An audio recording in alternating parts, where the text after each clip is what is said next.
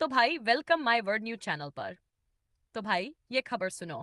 बांग्लादेश में सेव हिंदू मंदिर, stop attacks and Hindu जैसी बातें हो रही हैं।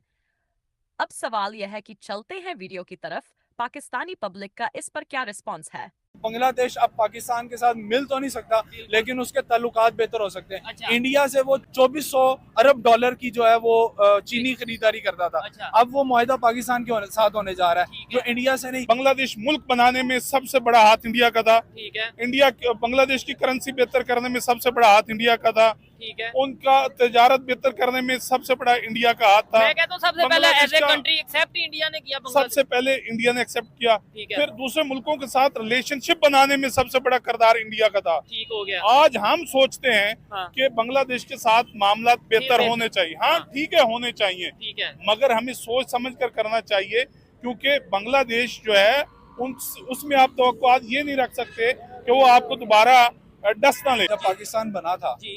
इंटरनेशनल जितने भी बड़े ममालिक थे, ठीक है। उन्होंने ये बात नहीं कही थी कि पाकिस्तान फलां साल के बाद टूट जाएगा। ठीक है। ठीक है। उसके बाद बार बार ये बात चलती रही कि इसको हम अब तोड़ देंगे, अब तोड़ देंगे, अब तोड़ ठीक देंगे, है। लेकिन वो टूटा क्यों नहीं? उसकी वजह ये थी कि पाकिस्तान के ऊपर एक अल्लाह की तरफ से रहमत है। ठीक है। ठीक है। लेकिन वो टूट तो गया, को- यानी 1971 में रहमत खत्म वो हो गई। आज ही तो बांग्लादेश के जब हालात बिगड़े हैं तो आप उस वक्त बांग्लादेश में मौजूद थे या लेकिन नहीं? हमारी फैमिली सारी अभी वहीं पे है। हाँ। हम यहीं पे थे। अच्छा। लेकिन वो बांग्लादेश के हालात बिगड़े नहीं है। बेसिकली जो टूल वो यूज़ कर रहे थे डेमोक्रेसी का, हाँ। बेसिकली डेमोक्रेसी को इन लोगों ने एक सिस्टम बना के प्रेजेंट कर दिया। इवन की डेमोक्रेसी सिर्फ एक टूल है, हाँ। जिसको आपने यहाँ पे भी अभी के अभी इम्प्लीमेंट कर सकते हैं सर, डेमोक्रेसी को। आधे से ज्यादा पढ़ी लिखी पब्लिक कहती है democracy is a culture. Democracy culture It's नहीं not a है, tool. डेमोक्रेसी एक टूल है। हाँ। इसको आप यहीं पे इम्प्लीमेंट कर सकते हैं। डेमोक्रेसी क्या है? चंद लोग मिलें, अपने आप में से एक रिप्रेजेंटेटिव खड़ा करें, क्या आप हम सबको रिप्रेजेंट करेंगे? जैसे हम 3 खड़े हैं, हाँ। यहाँ पे डेमोक्रेसी से हमने कहा कि भाई मैं लीड कर रहा हूँ, मैं बात कर रहा हूँ, ये डेमोक्रेसी है। तो ये जो लोगों ने हालात इसको, हैं, हाँ, ठीक। ये सिस्टम ऐसे ठीक हो ही नहीं सकता। माइंडसेट चेंज करने की जरूरत है। हाँ। यहाँ पे वहाँ लोग तो स्टूडेंट इनकलाब लेके आए हैं तो ना, सिस्टम आप चेंज कैसे? किया, हाँ। सिस्टम चेंज किया है ना। हाँ। मेन माइंडसेट चेंज करने की जरूरत है। पाकिस्तान के हालात इस तरह से क्या क्यों बात हैं? है। आप लोगों को लग रहा है कि बड़े लोगों के पास पावर है, वो पावर से ये सब कुछ कर रहे हैं। छोटी छोटी पावर्स को लोग देख रहे हैं कि मैं एमपीए बन जाऊँ, फलाना बन जाऊँ, कुछ नहीं होता इससे।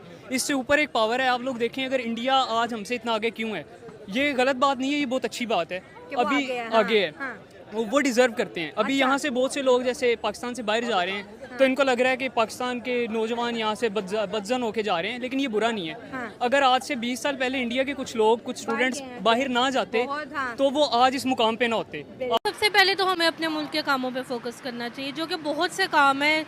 आप देख लें अनएम्प्लॉयमेंट कितनी है, सबसे पहले तो इस पे फोकस करें। मुल्क का काम नहीं है क्या हिंदुओं की प्रोटेक्शन, माइनॉरिटीज़ की प्रोटेक्शन, उनके राइट्स की फिक्र करना, ये मुल्क का काम नहीं है। मुल्क से बाहर है। पाकिस्तानी है जो रह रहे हैं यहाँ के, जो नेशनल हैं, मतलब मुसलमान है, जिनका ये मुल्क है, जिनका शहर है, ये पहले उस पर तो काम करें। एक काम करें हम अपने पॉवर्टी है, अनएम्प्लॉयमेंट है, सब कुछ है, पहले उस पर तो काम करें।